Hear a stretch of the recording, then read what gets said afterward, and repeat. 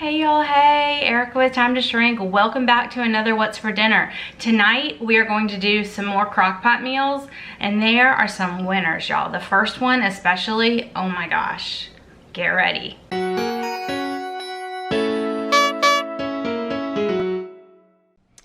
All right. For dinner on this night, I am making a slow cooker Salisbury steak. This is not a low carb recipe, y'all. We are gonna turn it into a low carb recipe. This is what I was feeling on this day. I think it's gonna be delicious. So let's make these Salisbury steaks and then get them going in the crock pot.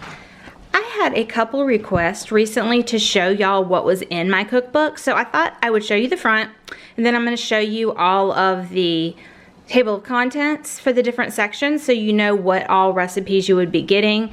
A few people have asked me, and I know I've done it in the past, but I can't find where I did it, so let me just show you real quick. We'll do a little flip through. I have these laminated. I printed it out and laminated it, so the shine may be a little tough, but I'm gonna try my best.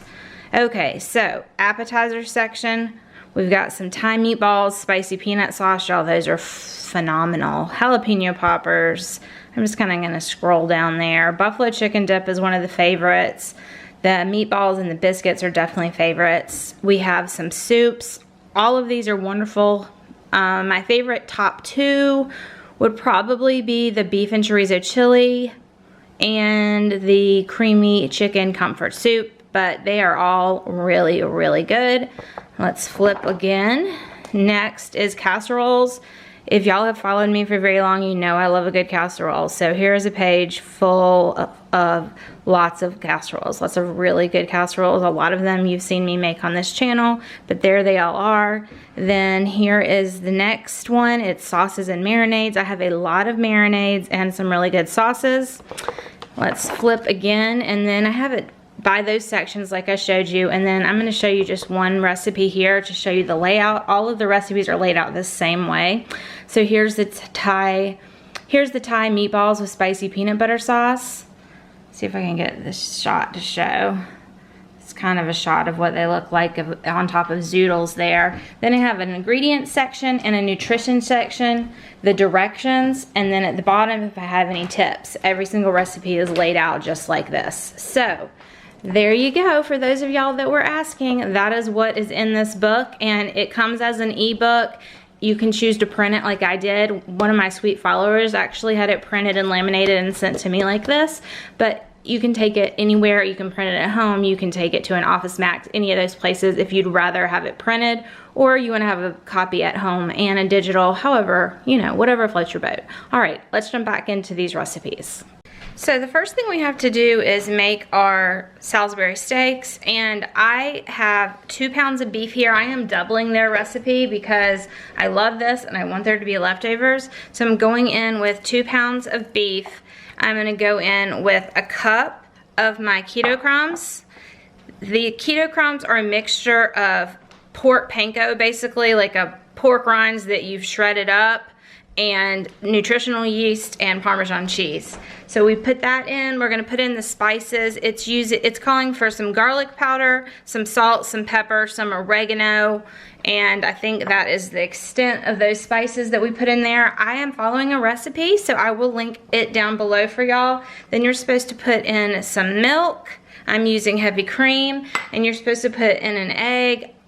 Y'all, I got 2 double yolks, so I'm gonna try and just do half of this because I feel like we don't need all of it. So we'll see. We'll see once we put everything together.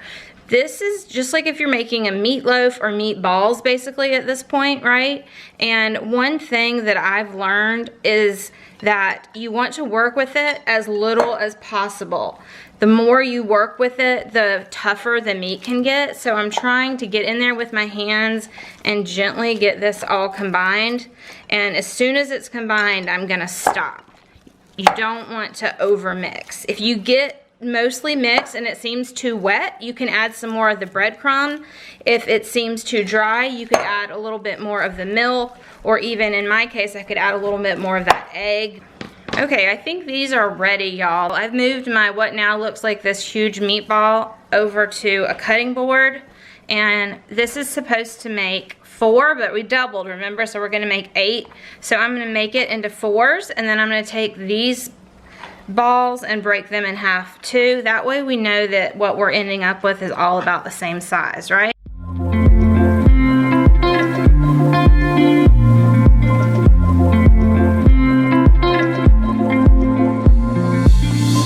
So this is the inner layer of my crock pot, and you can cook on the stove with it and then put it into the crock pot. So in here we've got avocado oil nice and hot, and I am going to put down my Salisbury steaks down here in the bottom. And these don't need to cook all the way through, but we definitely want to get browning on them.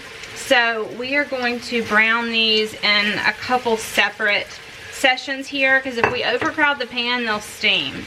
I don't want to dirty up another bowl. This is all going in the same place eventually. So what you want is 2 cans of cream of mushroom. We're using cream of chicken because that's what I have, and I make sure to get the gluten-free one, because I do try to stay gluten-free even when using processed ingredients. So this says half of a container, or half of a cup would be 9 carbs, and we're definitely not gonna have half of a cup as a serving. This is gonna be enough for like 16 servings, so I'm not worried about that at all. I showed y'all this gravy packet earlier, a gluten-free gravy packet.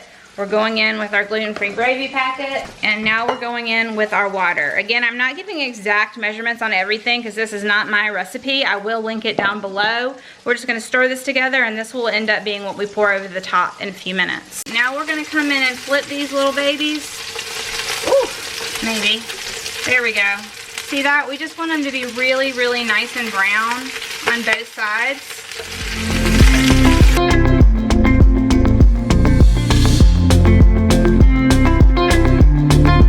So this inner pot is very, very hot, but I just moved it and put it inside my crock pot. I'll show you the crock pot in a second.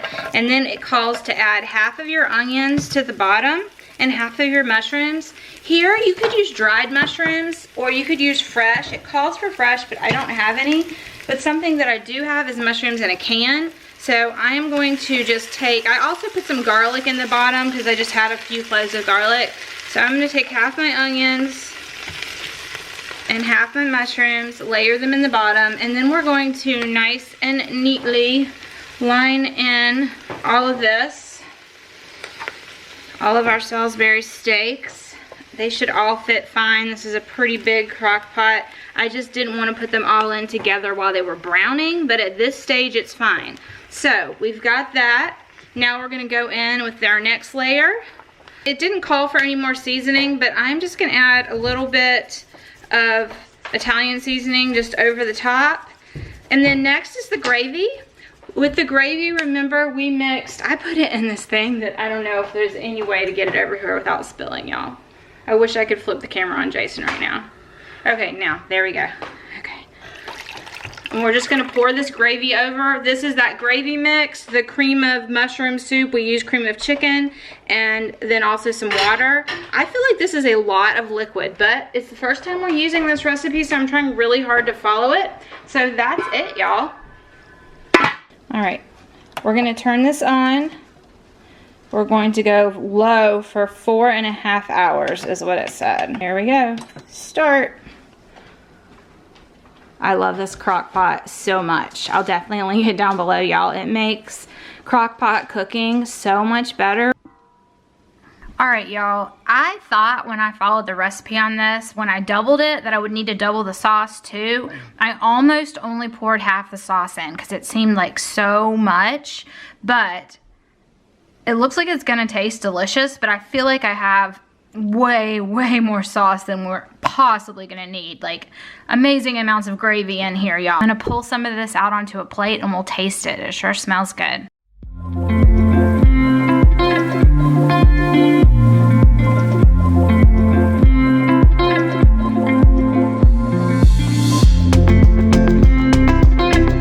The role reversal here, y'all. I'm sitting on the other side. I know. What is that? Okay, this is I probably should have waited for this to cool off, though. Oh, I can't eat it that hot. You knew that. And you gave me a big spoon. I'm sorry. How's it taste? Crock pot Salisbury steak. All right, this is the crock pot Salisbury steak. I'm serving it to the family over egg noodles because there was a ton of gravy. And I'm just gonna eat it without the noodles. It has a lot of flavor. Great. I will totally make this again. I will make half the amount of sauce though. Like, I do not think I needed to double the sauce. There's so much sauce, but it tastes like Salisbury steak. It does, right? Yeah. Super good. Took it like, what, 10 minutes? 15 minutes? That's good. I'm just like, It's really good. I mean, it tastes good. You still get the good flavor from the steak. It held up. Yeah. It That's what held. I was worried. I've never made Salisbury steak in the crock pot. I was worried that it would just like fall apart and disintegrate. It's not doing that at all. It's cutting just like a regular Salisbury steak. The flavor is super, super good. Yeah. Yeah, I like it. I might try this exact same thing in the Instant Pot next and see what I think. But this is delicious. How are you gonna do gravy in the Instant Pot? Oh, I was thinking the air fryer. Oh, no, not the air fryer. It's like, yeah, I think the air fryer is amazing, but I don't think I can make gravy in it. I don't think so. I was like, what? I can clean that, babe. I think everybody's going to be happy with this one, y'all. So I'm doing a real quick prep, y'all. So we've got bacon going in both ovens. I always start my bacon in a cold oven and let it come up. And then I'm also going ahead and making queso for the kids. Also, never forget to label. You think you'll remember, but you won't. Label what it is and the date. So I went ahead and marinated some of the chicken, bacon out of the oven, and then also here I put the bacon grease.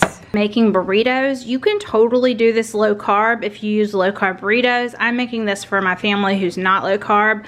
But what I did is I took, this is queso cheese in here, I spread a layer of queso at the bottom, sprinkled a little bit of cojito cheese, put 2 pieces of bacon down, and then put the eggs right across it. So I made 8. I'm gonna roll them up, wrap them in parchment, put them in Ziplocs, and freeze them that way. So this is a great freezer prep breakfast. They've been heating them in the air fryer and it's been working really well. And then lastly, coleslaw. This is a blue cheese coleslaw. I use mayonnaise, red wine vinegar, apple cider vinegar, and a little bit of this spicy all-purpose and blue cheese. So that is gonna be coleslaw for the week. I just wanted to jump in real quick to this video and say, if you're enjoying this kind of content from me, I would love it if you would stop and hit the thumbs up. It really lets me know that you're interested. It also helps with the YouTube algorithm if you give me a thumbs up, if you give me a comment. I would love to know what your favorite thing was in this video, or what you would like to see from me, your favorite type of video from me, or is there one I've never done that you'd be interested in seeing? I really, really would like to know, and I respond to every single comment. So just wanted to stop and say that. Let's just jump back into the video. For dinner on this night, we're gonna do a crock pot lemon and garlic chicken. So I have everything sitting here and we're just gonna start loading this crock pot up. We're gonna make a lemon and garlic chicken. This recipe turns out so wonderful. I am just putting in regular chicken breasts, boneless, skinless. I do think it called for thighs, but I'm using regular chicken breast. I just like the fat ratio better because it's not pastured. Now we're just zesting a lemon. I want to get as much of that lemon zest off as I can because I feel like the zest adds so much flavor, not just the juice. So we're going to zest it, and then we're also going to use all of the juice from this lemon. Well, I have this cool little lemon juicer, and it goes right into a little measuring cup, which is cool because you know exactly how much you have. Then I'm going to use this Lona Life chicken broth, and I did about 1/3 of a cup of chicken broth that I had rehydrated, and now we're going in with the spice mixture. This recipe will be linked down below. This is a combination of like paprika and garlic and onion powder and a few other things. Then we're dotting the top with butter. I think it was about 1/2 a stick. Like I said, the recipe will be linked down below exactly. I did follow someone's recipe, and we're going to put it on low for 4 hours and just let it go. All right, so that crock pot meal literally took less than 5 minutes to throw together. Hopefully it's going to be good. We have soccer tonight, so it's going to be perfect. We can go to Andrew's soccer game, and then when we come back, it'll be ready. Hey y'all, just got back from a soccer game. Oh my gosh, it was cold. But let's check on dinner. It cooked 4 hours on low, and then it looks like about 2.5 it's just been on warm. My son already called me to ask if he could eat it about an hour ago, and he said it was delicious. So let's see what it looks like. All right. I did end up adding some lemon slices because I just thought that would look nice, and then that's something you could serve on the plate as well. And I'm just going to make up a big pot of rice for the kids, and I'm just going to eat it just like this. I was going to make a cauliflower rice risotto, but I'm just not feeling it. But let me show you what I'm talking about, because this is a great easy side that I absolutely love. This goes well with so many things. So this Green Giant Riced Veggies Cauliflower Risotto Medley. It doesn't have any weird ingredients at all. It is just what it says it is, and it is so delicious. This is probably my favorite frozen cauliflower side. You can heat it up, then you could add a little bit of Parmesan cheese and heavy cream if you want to make it more creamy like a risotto, or you can just eat it like a cauliflower rice. So good. But truthfully, I think I'm just gonna have the chicken in the sauce tonight. Let's taste this. Now this is full of flavor. Oh my gosh, this is delicious. Okay, quick story time. I made another crock pot chicken dish that was supposed to be in this episode, and we had it last night, and it was bland. It was supposed to be this super garlicky chicken, but it was missing something. I followed a recipe, and it was okay. It was plain. It was edible, but I would never make it again. So I'm never going to share something with you that I'm like, like what's the point? I'm totally wasting your time. So this version tonight was a completely different version, but it's still just a plain chicken. But I changed the spices up a lot. I added the lemon, and this is banging. This is so good. Major winner. Literally that 5 minute of prep. My dog is telling me she needs to go out, so I guess I'm gonna stop talking about it, let her out and eat. But it's just so good. Tonight we're gonna attempt to do an Instant Pot Lazy Man's lasagna. We're taking it from the regular lasagna and turning it into a low carb by using hearts of palm noodles. I'm very, very hesitant about this one. I think we may be making a soup instead of an actual lasagna, but I'm thinking it's gonna taste good either way. I don't know. Fingers crossed. Let's try, y'all. I have never done this before, and I'm gonna be using the palmini lasagna noodles, and I am using a regular lasagna recipe though, so never made this before, so let's see how it goes, y'all. Okay, y'all, this lasagna, I almost didn't show you, but the flavor is amazing, so just bear with me. Basically, I'm using this heart of palm lasagna noodles, and I just rinsed them off, and I thought this would be a good application for them because the pressure would really cook them and make them soft. So I just have sausage and some onion cooking and a couple tablespoons of tomato paste here. I'm going to get that all stirred in and let the tomato paste cook out a little bit, and then I'm going to add some spices, some red pepper flakes, and I'm also going to add a little bit of garlic powder because I was out of fresh garlic, and then this Italian seasoning blend from Fresh Jack's is my favorite. So I'm just getting all of that together, and then I'm going to give it a nice stir and try and pull up all the brown bits off the bottom, and then when I add my sauce, I'll do the same. This is my homemade marinara, and then 2 cups of water. I think next time, if there's a next time, I would do less of the water. I might only do 1 cup of the water. So I'm putting this on for 5 minutes, and then we're letting it slow release for 10 minutes.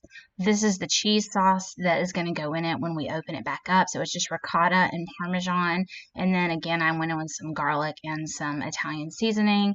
And then I'm just going to stir that up real well. It took a while to come together, but once it came together, it was ready to go. Y'all, I think this might be a fail, this Instant Pot lasagna. I think we might have really needed the actual pasta noodles to soak up some of this sauce. So I used a whole cup less, but I'm really nervous to open it. All right, let's see. This could be our second fail of the week. All right, so what I'm saying is that I think we probably have lasagna soup, which is what I was worried about because the heart of palm noodles don't soak anything up. What it says to do next is take this ricotta mixture that we made and plop it in there all around the top. This is called Lazy Man lasagna. We're supposed to take our mozzarella and put it over the top like this, and then close the top and give it 10 more minutes. All right, y'all, it's been 10 minutes. Yeah, this is just a big soupy mess, y'all. So y'all, I just cut these noodles up into small bite-sized pieces and I tasted it. That actually tastes really good. Like, the flavor is delicious. So I can see how this would work if you used real pasta noodles. So I'm gonna go ahead and include it in this video. It's kind of a big fail, but you could totally do this as a regular Instant Pot Lazy Man's lasagna, just not with the heart of palm noodles. But the heart of palm noodles got fully cooked, so they just taste like regular noodles to me. Like, I think it's delicious. Jason and I are definitely gonna eat it. I think you could totally turn it into a soup by taking the heart of palm noodles and chopping them up into like little square sizes, which was very easy to do with a knife and fork, and then just turning this into like a lasagna soup and calling it a soup. So that's what we're gonna say. We made Instant Pot soup instead of Lazy Man's lasagna, or Lazy Man lasagna soup. I don't know. It is what it is, y'all. All right, Jay, so what do you think of the Instant Pot lasagna? It's great. It's amazing. It tastes good, right? Great. Oh yeah, my gosh. that's what I thought. The flavor's great. It's not but, too soupy, like, because I'm eating it with a fork. Yeah. I'm glad you like it, babe. So that's what was for dinner this week, y'all. I hope you enjoyed it. I hope you got some encouragement or some motivation or just a laugh maybe, and I hope you come back for more. I hope you'll consider even sticking around, subscribing, hitting that like button if you're enjoying this, and even leave me a comment and let me know what you liked, what you didn't like, what you would like to see from me in the future, all of that jazz.